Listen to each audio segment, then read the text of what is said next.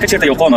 داسې خلک روزي چې هغه په کنځلو باندې خپل روزي پیدا کوي کله یو قوم تر ټولو مشهور خلک هغه وي چې هغوی په بد اخلاقۍ باندې مشهور شوي وي او که په یو قوم کې د استاد تنخواه 10,000 افغانۍ او د یو کنځلمار همدن 10,000 ډالرۍ کچېرته یو قوم په ظاهر باندې د نجونو مکتبونه غواړي هغه د لپاره مبارزه کوي او هغه د شپې ټاکنو ته کیني او د خلکو تورسرې د خلکو میندې خویندې کنځي او همدغه راز نجونې چې هغه بې حیا او فحش خبرې کوي هغې ته خوشحالېږي او نور غواړي چې د ښځو لپاره مبارزه وکړي د حقوقو لپاره مبارزه وکړي د بد اخلاقو خلکو له ویرې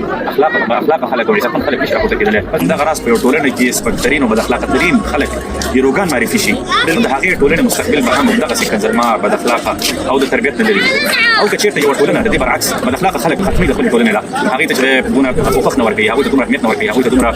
په ټولنه کې حیثیت نه ورکوي هغه د مخاوريزو اشخاصو په حیث باندې نه بلکې هغه د ټولنې یو سرطان په حیث باندې خلکو ته ورپېژني او همدغه راز هغوی په حقیقي معناګانو باندې د نجونو د تعلیم لپاره د نجونو د حقوقو لپاره مبارزه کوي او همدغه راز په یو ټولنه کې چې د استاد قدر وي د یو معلم قدر وي د کتاب قدر وي د قلم قدر وي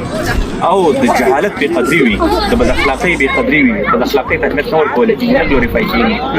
هغه ټولنې چې دی بیا پرمختګ کولی شي